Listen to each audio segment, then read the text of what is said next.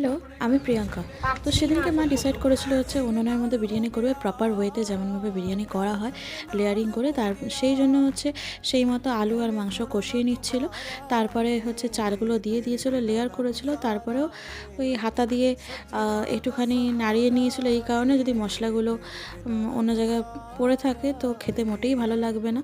প্রথমবার হচ্ছে এক্সপেরিমেন্ট করেছিল উনুনের মধ্যে, যাই হোক ভালোই হয়েছিল, মানে একটা স্মোকি ফ্লেভার আসে।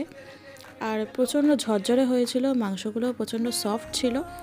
আমার মা করেছে বলে বলবো না শুধু, আর প্রচণ্ড ভালো করেছিল, মানে এক কথায় অসাধারণ। আর মায়ের রান্না বলে কথা। তো যাই হোক, খেয়ে দেখবার পালা, আমি তো তস হতে পারছিলাম না।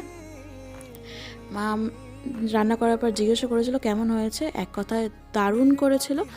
আমার এখন বলতে গিয়ে আমার এখনও মুখে জল চলে আসছে। চলো টাটা, বাই।